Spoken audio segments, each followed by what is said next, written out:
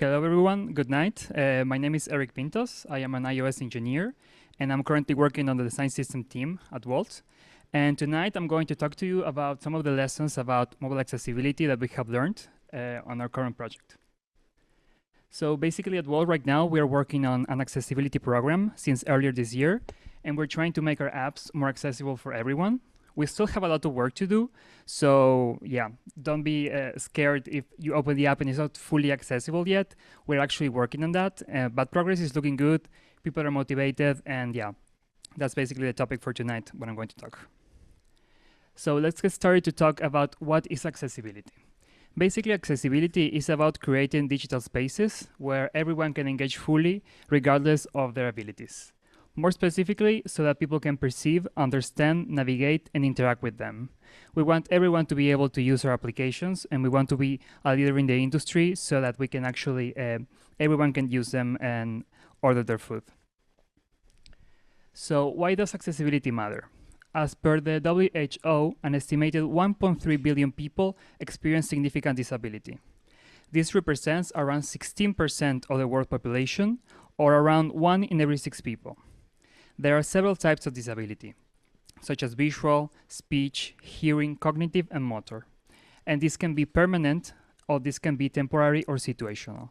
As a personal experience, a few years ago, I had eye surgery and I couldn't really use my phone for a few days, and I had to heavily rely on screen readers. And that was pretty enlightening because I could not do much. And I also noticed how bad the support was on many of these apps for screen readers. So, accessibility has several benefits. Of course, the most important one is that we're doing the right thing because we're letting people use our apps regardless of their abilities. But also we have other benefits. We have, for example, improved user experience. For example, by letting people resize their text to read more comfortably or to fit more content. Perhaps you want to make your font smaller so that you have more content, or just make it bigger just to read it. Accessibility also brings higher app ratings because we're improving the quality of the application that we're using. And Apple considers this very important since it has recently integrated accessibility notation labels into the App Store. So now you can go and you can check what the notation labels are for different apps, and you can check what the support is. Accessibility also brings reduced legal risks because, as you might all know, and that's maybe one of the reasons why you're so interested in this, is the European Accessibility Act. And it's bringing heavy fines into effect. So it's very important so that we can avoid that too. Of course, accessibility has other benefits. For example, expanded market reach, increased user loyalty, stronger brand trust, and broader inclusivity. So let's take a look at the accessibility guidelines. The WCAG stands for Web Content Accessibility Guidelines, and it provides a framework for understanding accessibility principles. The latest version of it also includes principles that we can use on our mobile apps. These guidelines are crucial for creating accessible mobile applications, and some legislations like the European Accessibility Act use them as their base for web accessibility. The WCAG level AA is considered the baseline for accessibility nowadays. As a tip, I greatly recommend you to use this course here. It's a Digital Accessibility Foundations course from the W3C, which is the same people behind the WCAG. It has a great overview on how people with disabilities experience apps and how to consider them in your in your development workflow.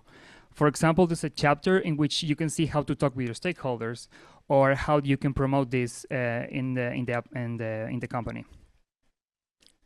So, just to understand WCAG, a good framework for understanding WCAG is POUR. So this stands for perceivable, operable, understandable, and robust. So basically, if we want to make our app perceivable, we have to make sure that text is readable, we have high contrast colors, we have alternative text for all images, and that our information is available through sight, sound, or touch.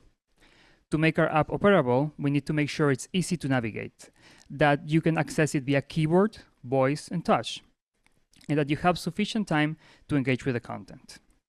To make your app understandable, you need to make sure that the UI is straightforward and consistent, that readability is simple, and that the UI is predictable. And to make your application robust, you need to make sure that it's compatible with different devices and assistive technologies, that you can scale it, and ideally, this is a big ask, that is also bug-free. Okay, so let's get into more practical steps for accessibility. Basically, accessibility is a team effort. So it's important that everyone in the company and in your team is aligned on this. You need to talk to your designers early about accessibility, because many of the accessibility issues are actually design issues. For example, poor color contrast ratios, UIs that are too complex or that won't scale properly with text resizing. Those are all things that we as developers, we can talk about with our designers. Of course, and this is preaching to the choir because I'm a design system person, it's very important to use your design system, because it's where design decisions are condensed in a single place. And the more you use your design system, if you have it, when you fix a component or you fix a color or something, then you should have that fixed right away for everyone. It's also very important to get your app screen audited for compliance, and that's part of the program that we took before. We reached to an auditor for help, and they gave us a list of issues that we were facing. Ideally, users with disabilities should be involved. So if you can add them, this is just like UX people do with user research. You need to find out how they're using the app and to make sure that they also have a say and they can explain to you the problems that they're facing. For us as developers, it's important to be an expert on our platforms. We can learn the accessibility APIs and the tools for our platform. We can familiarize ourselves with the accessibility features on our phone. For example, what does our system support by default? If we're solving a very complex UI problem and we want to make sure it's accessible, what Apple does with that? You can check different apps. For example, the App Store has a lot of very complex interactions we can check. And also know the accessibility patterns. It's also super important, like I was telling before, like on my experience, the moment that I used my phone with a screen reader, I realized how people who cannot see were actually using the applications. And it's very enlightening. You can just use it for a few minutes, open the screen reader, talkback, voiceover, and then you can see how hard it is and how confusing it can be. Then on the side of tools for iOS, and just apologies in advance if I butcher something for Android. I am mostly an iOS developer, so some Android things might not be 100% accurate.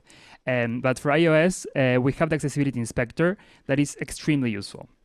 You can check how accessible your UI are. You can check elements in real time. You can check labels, you can check traits, you can check hints. It even has a button to run an audit, and you can see all of the issues that your screen currently has. For Android, they have something similar called Accessibility Scanner. It lets you scan your screens, and it provides suggestions to improve the accessibility of your app. You can check content labels, target size, clickable items, text, and image contrast.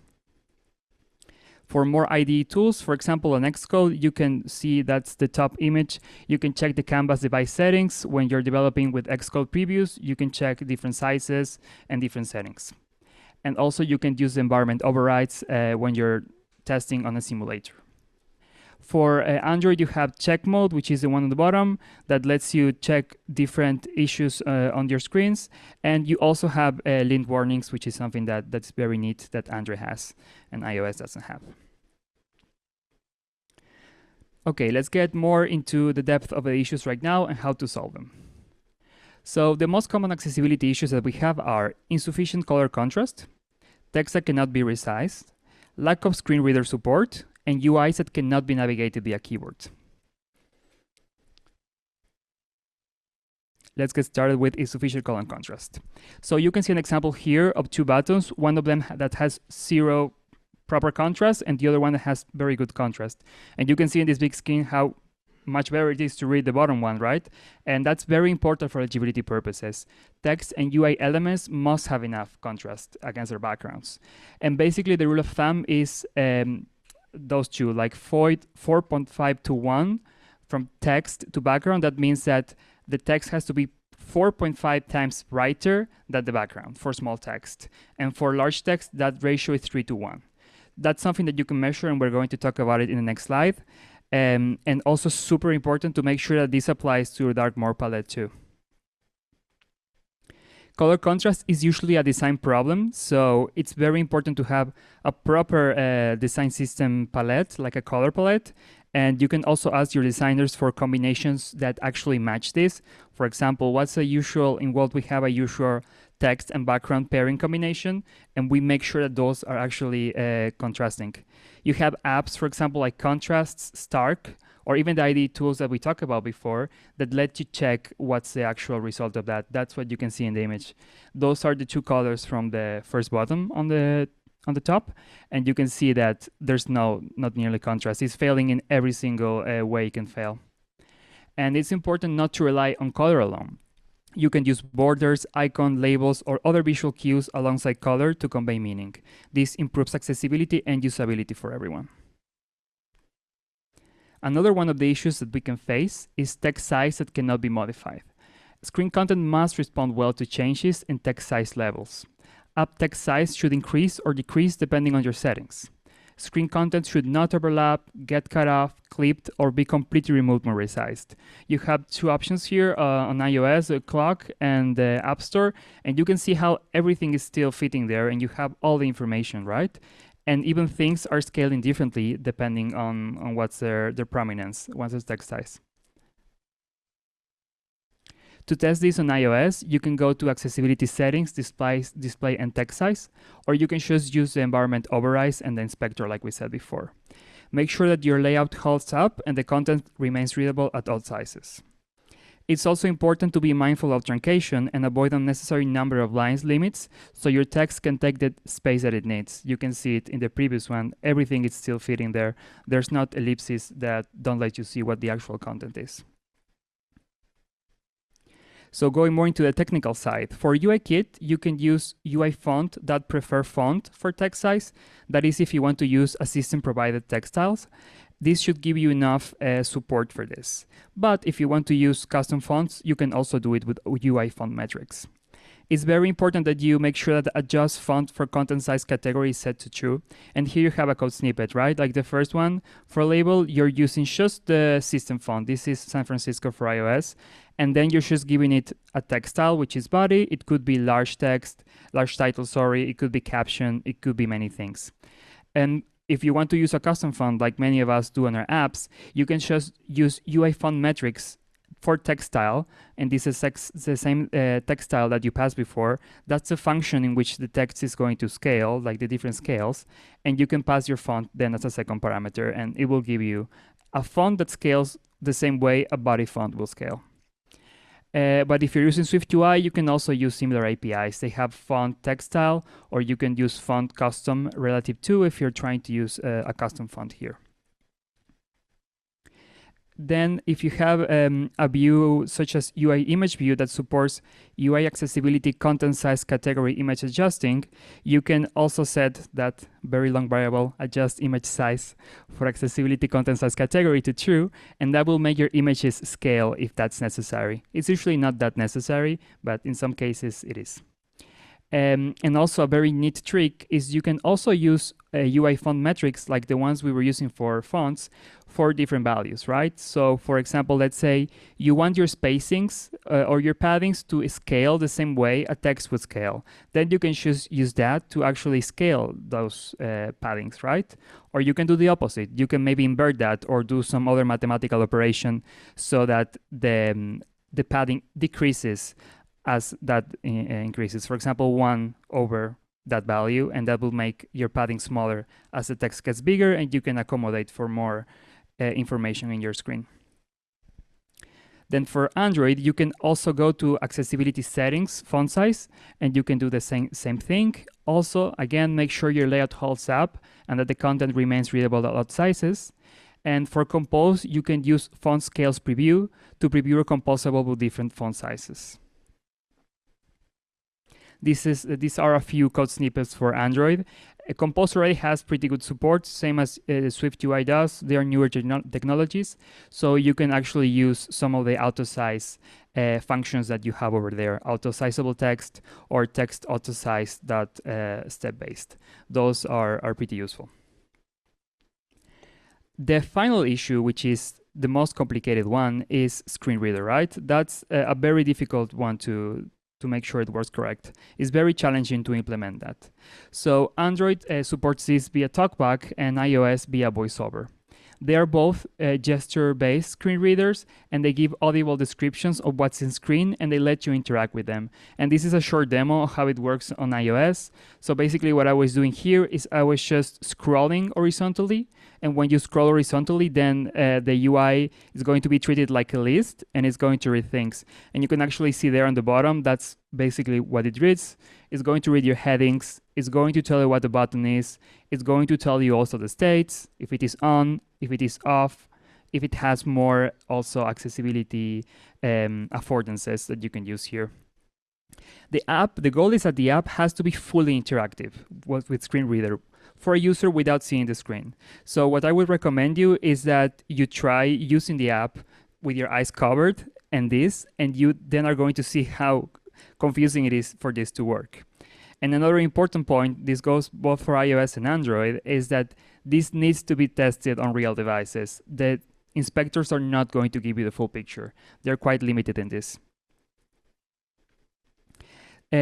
Okay, so one of the biggest issues that screen readers face are lack of proper labeling or accessible names, too much or too little information, or missing state information and roles. So let's see those issues now in detail. So the first one is labeling. Labeling means that you are describing the item that you're hovering on, right? Like, for example, here, all of these are labels, right? Let's wait until it starts again. For example, accessibility heading, that's the label, accessibility, and heading will be the semantic trait that we have here. So you can use content description on Android to provide an actual description, or accessibility labels on iOS. And then on top, use semantics and traits to describe how an element behaves. You can see it here, for example, in this example for iOS, I created a button. I set an image with play field, so it's a play button. But by itself, the system is not going to know what that is. It's just going to read button.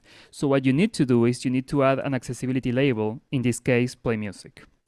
A very, very important thing here is that this needs to be localized, because we want everyone, regardless of the language, to understand what's happening. In this case, I just omitted it for the sake of simplicity. And then when it comes to semantics and traits, you have the example here of this label, which is profile settings, but this is an actual header. So we need to mark that it's a header for the system to understand it. Why are headers so important? Because blind people use rotors to navigate the app in headers. So it might as well happen that someone wants to only see the titles and then go into details. So headers are particularly important, and we really need to make sure that they're working correctly. Then on the Android side, we have content description, which would be the same thing as accessibility label here. And then we have accessibility heading or semantics heading for marking this as a heading, right? Other traits that we have, for example, clickable, focusable. Also on iOS, we have enabled, disabled. There's many of them, so it's important to read the documentation. There's like, I think 10 or so for iOS. It's important to actually take a look at those. Another very important thing for VoiceOver is grouping, right? So we have this example here of this application. The way that on the first one, the VoiceOver will read it is you will have to do 3 swipes to read it, right? On the first swipe, it would read price to earnings. On the second one, 29.13. On the third one, X. And on the fourth one, it would just read C, right? But we don't want people to actually have to swipe so much to understand what's going on. So ideally, what we want to do is we want to make this a single group. So ideally, this would read price to earnings 29.13 times, and then just omit the last image if it's not important, right? We want the right information in as few swipes as possible. It's important that we don't overgroup either, right? This has to have a certain level of common sense and also like visually grouped, but it's important that people get the actual picture of what's going on there, right? Then about how to do this. For Android, we can use clear and set semantics and merge descendants. Clear and set semantics, and that's the first example. What it's going to do is you're basically clearing all the information on accessibility and you're setting it yourself. Like in that case, we just have a few views, we cleared all of the accessibility labels, and we're just passing the ones that we want, right? So on iOS, the equivalent is accessibility element and accessibility elements. So let's say you have a container view, you set it as an accessibility element. That means that it's only going to read that view. And then you can also set yourself your accessibility label if you want it. Another important thing, and it goes back to this example here, let's say we don't want to actually understand to read the C, the E, the G, so we need to hide those from accessibility, right? So decorative elements like icons, spacers, background visuals, or images that don't need actual description, they can clutter, they can add actual noise for people who are trying to understand what's going on. So if you don't want the user to actually listen to those, you can set on Android, important for accessibility no, or content description null in Compose. And in iOS, you can set this a non-accessibility element false. What this will do is would make it not read at all, that image. We should skip it from VoiceOver or TalkBack. And there's many APIs for accessibility. Obviously, there's not enough time to go through all of them, but we have, for example, accessibility value. This is the number of a stepper, for example. When you have a stepper that has several numbers and perhaps you want to add what that actual value means, you can set that an accessibility value. You can also set an accessibility hint. For example, say you have a text view and you want to add a hint of what that text view actually does. And then you have activate, post, custom actions, etc., etc. The good thing about iOS is that you need to use the specific API because people can actually select the level of verbosity of VoiceOver. So let's say people do not want to read hints at all, then a person can just disable that. And if you're using the right API, you're letting people choose how much information they actually want to be read. On the Android side, we have custom accessibility actions, state descriptions, live region modes, and accessibility node info. I'll let you read the Android APIs by yourself because I'm not an Android developer. Then one of the final issues we're going to cover is the lack of keyword navigation. So this is very important because many times people rely on keywords to actually navigate through the app. And they do that, as you can see here, using the arrows and using tab just to change between different contexts and to use the space to select something. Interactive controls should be usable with an external keyword paired with the device, and any functionality available to touch users should also be available to keyboard users. This is essential for users that have motor impairments who rely on arrow keys. Sometimes they're even using joysticks or different presentation means to select different parts of the app. Android and iOS devices support this out of the box, especially on devices with physical keywords. You need to activate navigation on the device accessibility setting. The good news about keyboard navigation, supporting it is quite similar to TalkBack and VoiceOver. So if you support one, you should almost be there with the other one. When your layout flows naturally, the keyboard focus will follow a predictable and intuitive path. So you should avoid complex or deeply nested view hierarchies unless necessary. So make sure that you're grouping and hiding views in a way that the system can easily navigate them by both keyboard and TalkBack or VoiceOver. So let's go for a last round of accessibility tips. First of all, and this is someone that we all know, we have to make sure that our tappable targets are big enough. That is usually recommended to be 44 by 44, but different platforms have different sizes. So respect the minimum touch target size to guarantee proper tap areas. And you have a few examples here. You also need to add captions and transcripts, for example, on your videos. Any video or audio content should have captions or text transcripts. You should also respect your accessibility settings for transparency and motion, and here you have a few examples. For example, on iOS, you might want to reduce motion or transparency.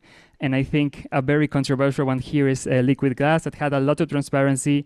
It was very bad for accessibility, and actually respecting this setting makes it look more usable for people who need accessibility accommodations here. Another one of the principles is to support alternative to gestures, avoid gesture-only actions, and in cases that you cannot avoid them, then provide an accessible fallback like a button. It's also important to use the correct input types for text fields. For example, like you can see here, a text field it has to know already for a keyword if it's an email address, but it's especially important for accessibility because the screen reader is going to use that information to provide even more context if necessary.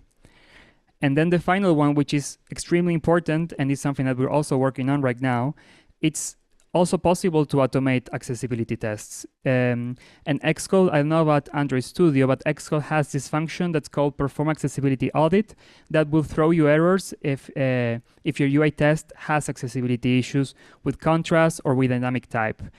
And there's also plenty of vendors who add more on top of that. So if you can automate this is still like new territory, you should definitely do it. And then as final words, accessibility is extremely important for those users who need it. And once you learn the basics, the effort needed is low and the rewards are very high. Accessibility forces us to think about how complex our views are and layouts too, which in turn helps our codebase and the user experience for all users regardless of their capabilities. So by following these guidelines, you are going to be on your way to make your apps accessible and user-friendly for everyone. And before we go, maybe you want to take a screenshot of this. This is something that maybe you can add to your UI tests. This is just a cheat sheet that we're using that basically sums up the entire presentation. This one is for iOS. And then after a few seconds, I'm going to show you the Android one too.